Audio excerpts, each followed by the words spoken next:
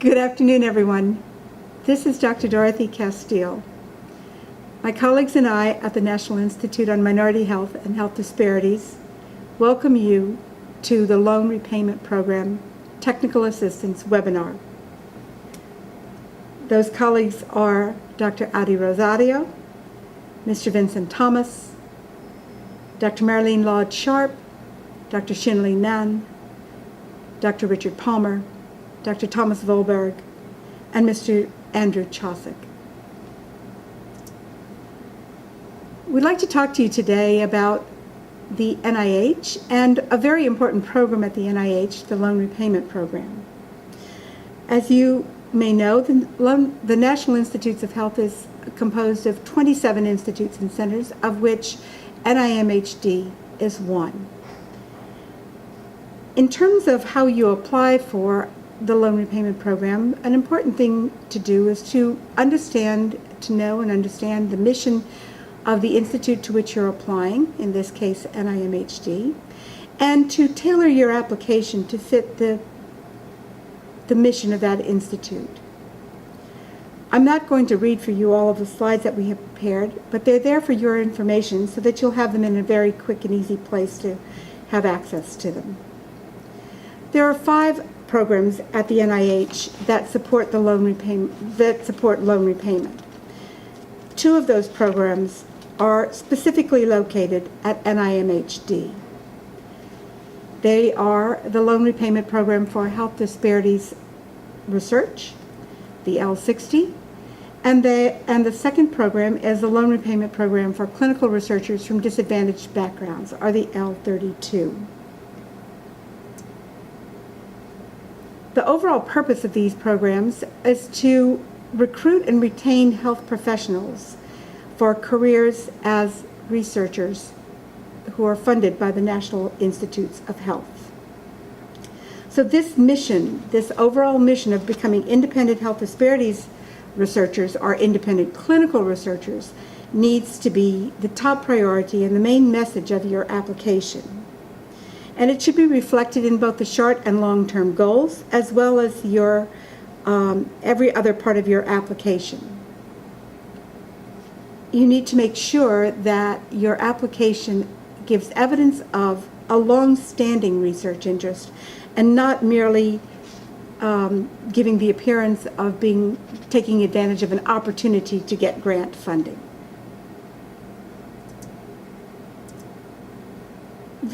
An important issue or an important thing to consider in applying for NIMHD loan repayment programs are the definitions and what we consider to be health disparities research, designated health disparity populations, minority health disparity research, and minority health conditions.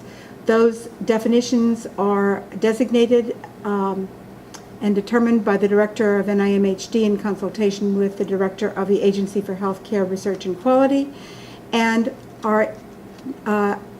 can change, but are relatively inflexible. And by that I mean that you can't just say that because a certain group of people are more affected by something or another, that they are a health disparity population. You have to adhere to the definitions that are provided here and in the funding opportunity announcement.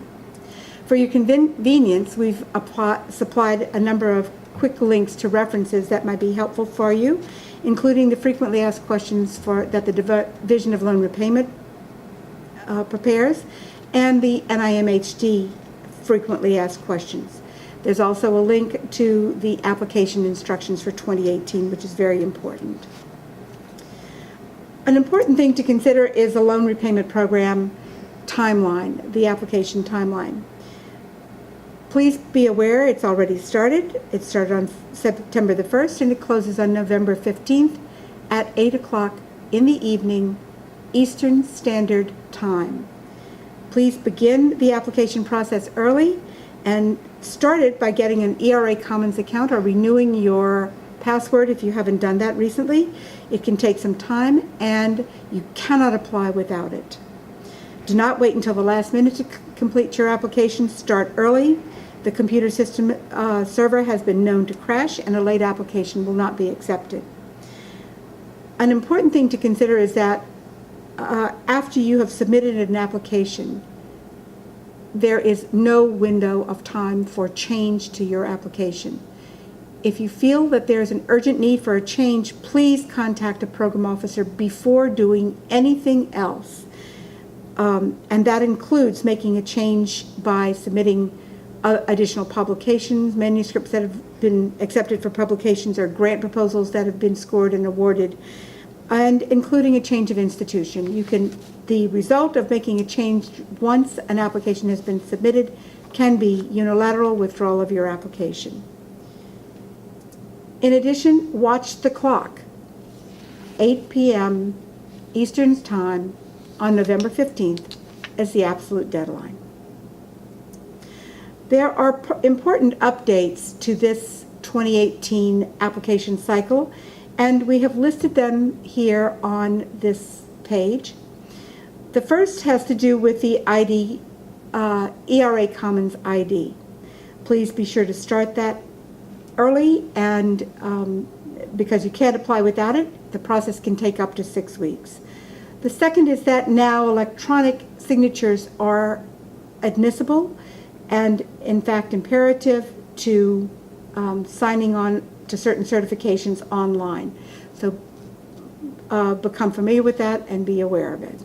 The third thing, for research documents, for mentored applications only, mentors are no longer required to review submitted research documents in the mentors portal area. NIH LRP expects that your mentor is knowledgeable enough about your research and that you are submitting documents that your mentor has given final approval to, and they will be certified without reviewing a copy in the portal area. Next are reference letters. This year, the minimum required number of letters are 3, but you can submit a maximum of 5 letters. It is your responsibility, not the Division of Loan Repayment, to contact your mentors and to have them submit those letters. The applicants are required to request those letters and that those letters be submitted on their behalf. There are detailed instructions in the link given on this page. Finally, proof of U.S. citizenship.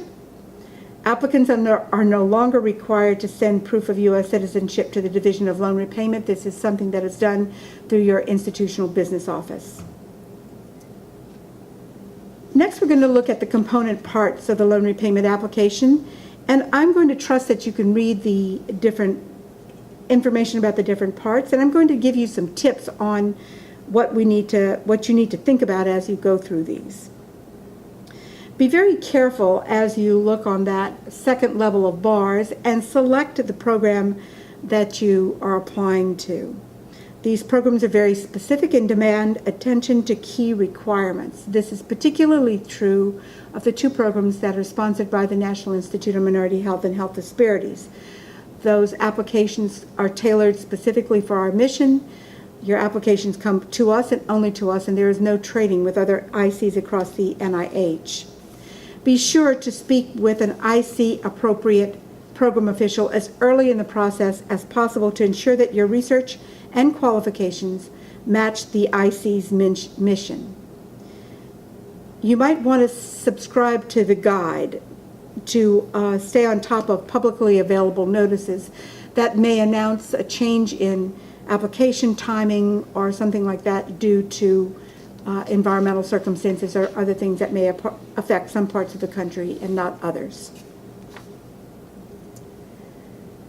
As we go through the other parts of your application, for example, education and training, research information, colleague information, and so forth, it's very important that you document the education and training that you have, and you talk about that training and how that established your credibility as an applicant for this particular process. In other words, talk about in your bio sketch what you've done, what you plan to do, what you're doing now, and what you plan to do to becoming an independent NIH-funded researcher, whether that's clinical or health disparities.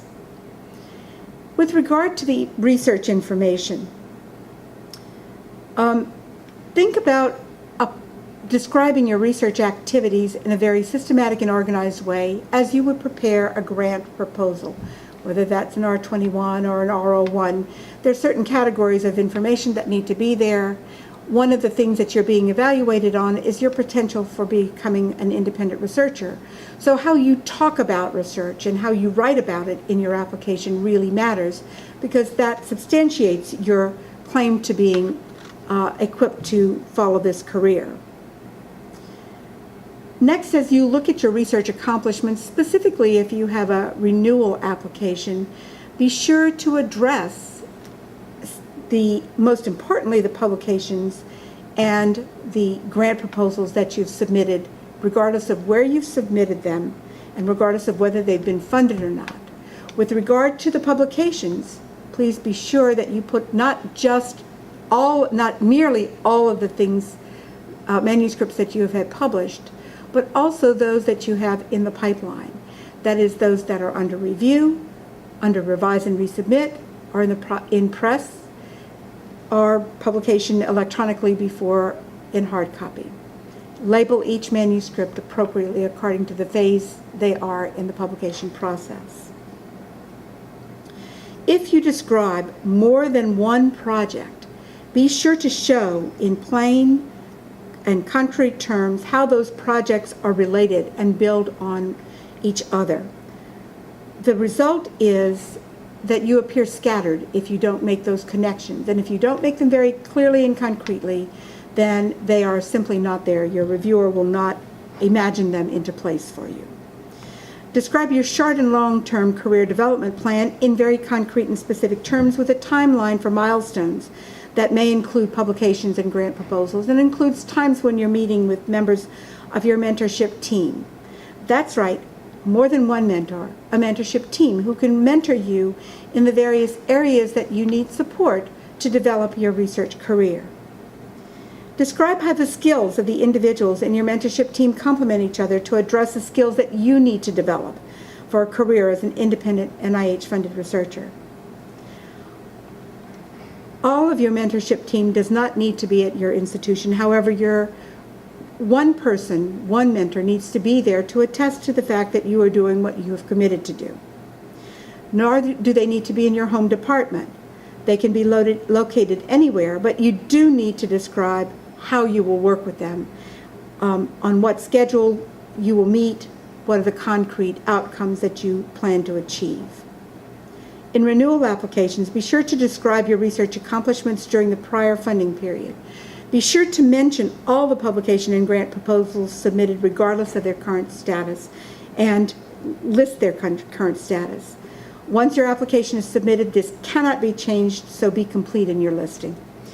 In every section of your application, your personal statement, your biosketch, your research and career development plan, and your mentorship plan, and your mentor's letters or your referee's letters, make the case independent health disparities are clinical researcher that's NIH funded.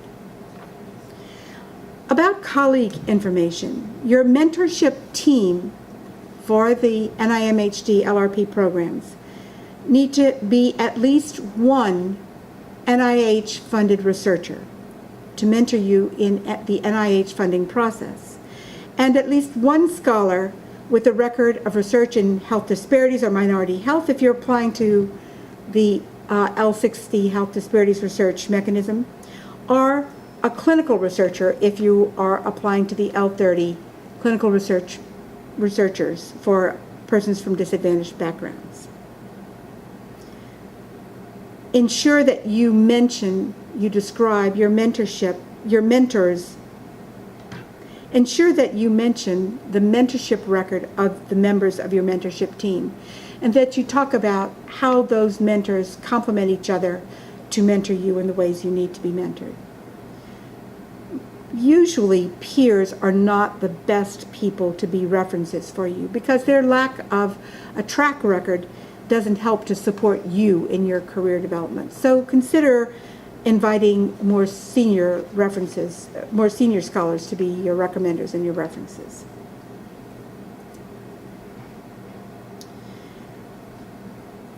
Additional tips include the qualifying research. So let me just mention here that qualifying research does not need to be NIH funded. It could be funded by your home institution. It could be funded by not-for-profit organizations or some other organization. But you must show how your research and your time to do research is being supported. In terms of the mentors, the primary mentor and one other mentor may submit a biosketch. Be sure that they include their mentorship record in the biosketch along with their record of NIH funding and pertinent publications to show how they will mentor you. Letters of reference should contain detailed information about your work as a scholar that demonstrates a knowledge of you and your work and should strongly attest to your potential to becoming an independent NIH-funded researcher. Very brief or lukewarm letters will only hurt your application. So be sure, if you're asked to write a draft letter for that letter of recommendation, that this is the one time you pull out all the stops and list everything you think your mentor should know about you and talk about the very best person you are.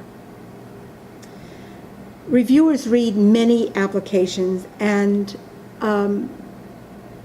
sometimes get tired reading applications.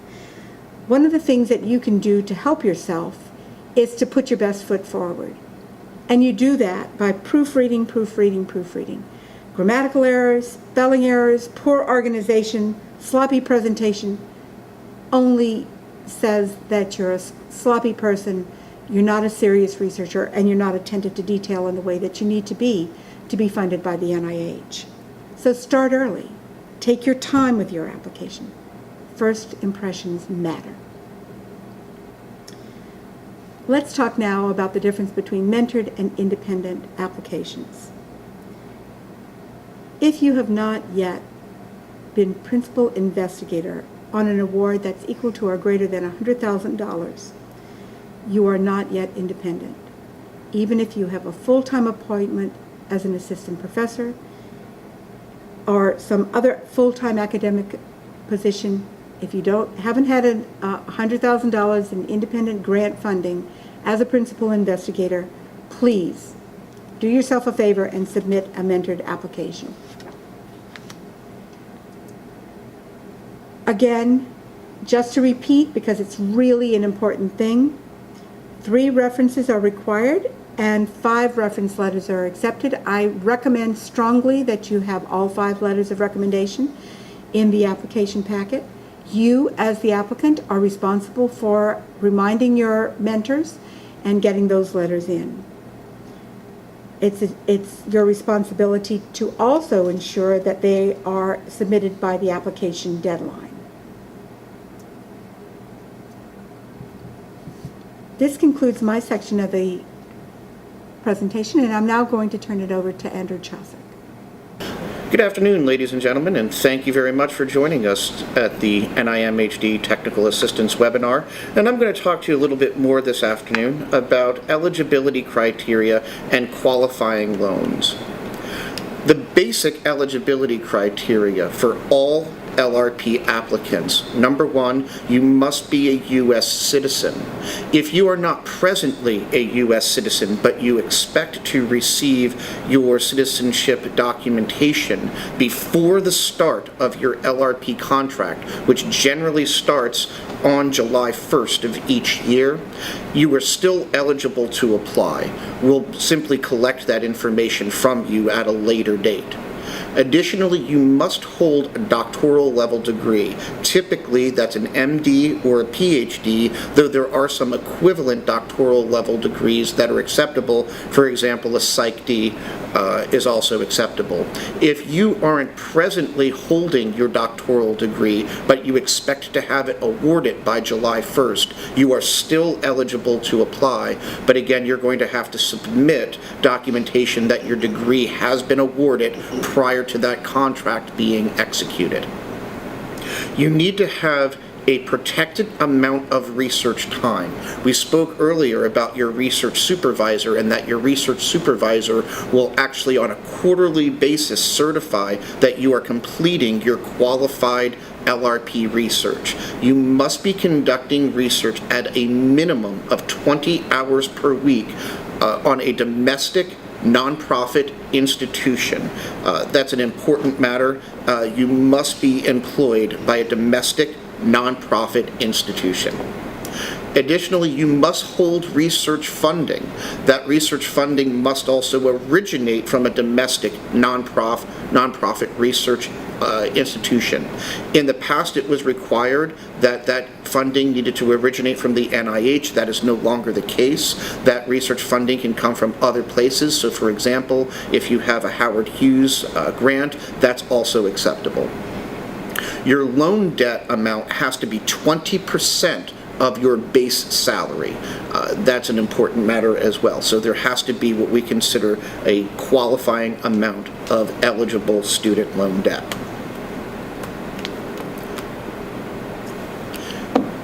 Individuals are not eligible for the NIH LRP if they meet any of the following conditions. Number one, you have a federal judgment lien against your property that is arising from a federal debt. If you are presently an employee of the federal government, or if you're a VA fellow, if you owe a service obligation as a result of some other program that you've participated in. Now, there is an exception to that. If you are a T32 grantee, you do have the ability to defer your service obligation. And if you have a service obligation from another program that also allows you to defer it, then in that case you would still remain eligible. However, you cannot participate in the LRP while also serving a service obligation from some other program. You can't do both simultaneously.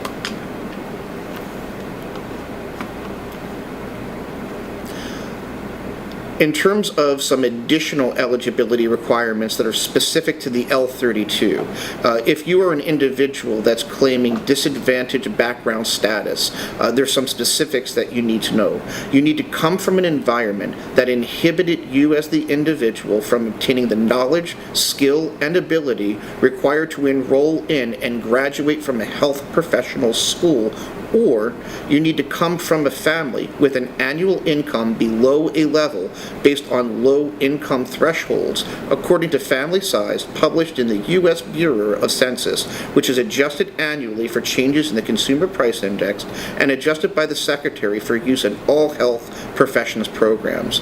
The Secretary periodically publishes these income levels in the Federal Register, and there is a link available to you at the bottom of this screen so that you can check those income levels to ensure that you meet that qualifying item. In terms of qualifying loans, the NIH will repay all educational loans guaranteed by the U.S. government and educational loans that were obtained from accredited U.S. academic institutions and all commercial lenders. The NIH will not repay some specific loans that you need to be aware of. Any non-educational loans, so your car loan, unfortunately, is out of the question. Loans consolidated with another individual. So if you've consolidated any of your loans with your spouse, they unfortunately are not eligible for repayment. Plus loans to parents are excluded. There is an exception, however, for certain specific plus loans that were distributed after July 1 of 2006. Loans that have been converted into a service obligation, any delinquent loans, loans that are in default, or loans not currently in repayment. And lastly, and perhaps most importantly, any loans that are non-U.S. based. So if you've received your loan from a foreign lending institution, those loans are not eligible for repayment.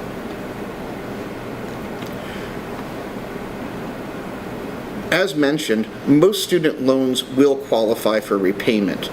Amongst these loans, the NIH are going to prioritize them in the order of repayment. We always give priority firstly to Department of Health and Human Services loans and then federal loans.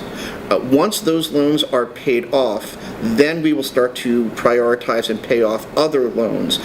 They can be institutional loans or private loans, but it's important to know that there is a priority of repayment, and they always start with Health and Human Services and then federal loans first. And it's also important to know that the NIH issues payments directly to your lenders. You're not going to receive a check in the mail for $70,000. You will actually get paid on a quarterly basis, and those payments are going to go directly to your lending institutions. And so there's some processes around there that you'll have to be aware of.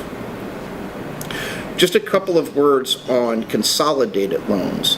The NIH LRP will repay consolidated loans provided that all the loans in the portfolio are eligible for repayment. So again, if you've consolidated your loans with a spouse, that's a perfect example of a loan that would be excluded. You can consolidate all your loans from your undergraduate and graduate degrees, including your medical degree. That is perfectly fine, but you cannot consolidate, as mentioned, with loans held by some other individual. And you also can't consolidate your non-educational loans and then have them repaid as well. So if you've consolidated an educational loan with a home mortgage or a credit card, unfortunately those loans would be excluded. If you have any additional questions, or if there's some specifics that you'd like to know about any of the eligibility criteria, or if you have some other specifics regarding your loans, we highly encourage you to visit our website at www.lrp.nih.gov, and you can review extensive information about the eligibility criteria and loan criteria. Thank you, and have a great afternoon. Now I'd like to ask Dr. Aveleda Rosario to bring us up on the next subject, which is the responsiveness of application. Good afternoon, everybody. My name is Addie Rosario. I'm going to be speaking to you this afternoon about the responsiveness of your applications. So we have two mechanisms here at NIMHD, one being the L60 and the other being the L32. So once you submit your applications to the division, it comes to us in-house to get checked first and foremost for its responsiveness. So for the L60 mechanism, the L60 is focused on health disparities. So it would need to demonstrate commitment to health disparities research in all areas of your application. The research needs to focus on minority health disparities or other health disparities. And you have the link available to you in that slide that will give you more details. Now, some tips we would like to offer you for success on this mechanism. Your application would have to be quite explicitly about health disparities. So you need to demonstrate that your work focuses on research that's either minority health disparities or other health disparities, and also make very clear to us your path for becoming an independent researcher in the field. So you would need to delineate your path, your trajectory, make clear to your reader your personal unique path as someone committed to health disparities research. And to do that, you not only need to identify clearly and articulate well your current project being proposed, linked to the application, but demonstrate to us and highlight what you've done prior to the work proposed in this application that is focused on health disparities, and also detail concretely what your next steps in the area of health disparities research is to come. Paint a picture that describes growth in the area of health disparities research. Paint a picture that highlights the expansion in research skills, and then all of this together should indicate a nice steady evolution as an independent researcher. So for the L32 mechanism, it's focused on clinical research. Now, clinical research on a very general level is understood to be evaluating, testing the efficacy of treatments, medicines, devices, etc. There is a distinction in the way that it is what clinical research is commonly understood to be, and what the National Institutes of Health definition and understanding of what clinical research is. So we need for you to please focus and understand and base your application on what our definition at the NIH is regarding clinical research, which is any research that is patient-oriented. It is any research conducted with human subjects, or any research on the causes and consequences of disease in human populations, which would involve any kind of material of human origin, such as tissue specimens, blood samples, mucus, etc., and then any cognitive phenomena. So anything that involves interacting with a subject, a participant, collecting on social or behavioral information, surveying, etc. So either yourself or someone on your research team, a colleague who directly interacts with a person, a human being, a human subject in any kind of setting, outpatient, inpatient, regardless of the setting, that interaction with a human being, either collecting a tissue, asking questions, is what constitutes clinical research. So again, you have a link at the bottom of the slide that could help detail more what is involved with our definition of clinical research, how it is applied to this mechanism, and more details on the mechanism itself. Highlight these points of what the NIH deems clinical research. It is any problem in human physiology, pathophysiology, disease, anything epi-related, any behavioral social study, outcomes research, health services research, or developing any kind of new technology, therapeutic intervention, or clinical trials, which again is an extension and something quite distinct from the very commonly understood definition of clinical research in a healthcare setting and testing the efficacy of any kind of treatment.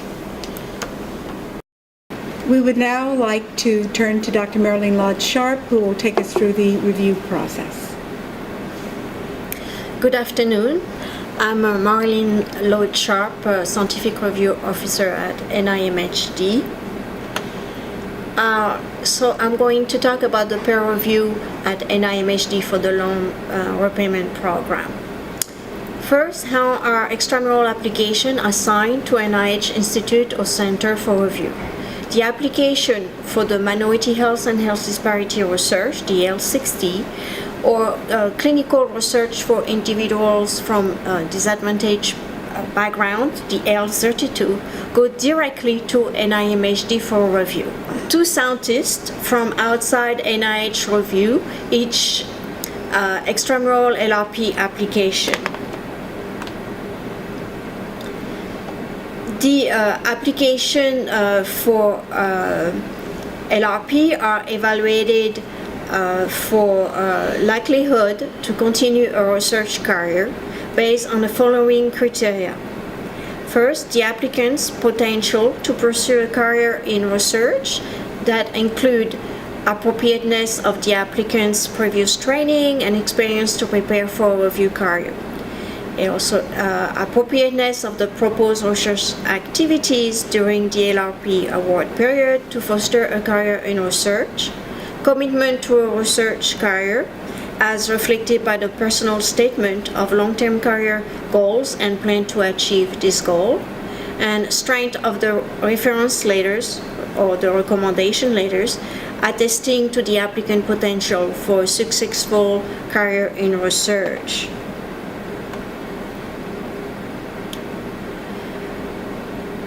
The peer reviewers will also look at the quality of the overall environment and the quality and availability of appropriate scientific mentors and colleagues to help you achieve or enhance your independence. And so it includes the mentor's record in mentoring researcher, funding history, and research productivity, as well as quality and appropriateness of institutional resources and facilities. For the renewal award application, progress under the previous project period is an additional evaluation criterion. It will have the reviewer will assess the renewal application research accomplishment during the previous LRP support and assess the applicant's development as an independent investigator. The LRP peer review result will go directly to NIMHD program staff. Applicants can receive feedback on reviewer comments by contacting the program officers. The scores and summary statement are not released to the applicant because the loan repayment program is a contract and not a grant like an R1.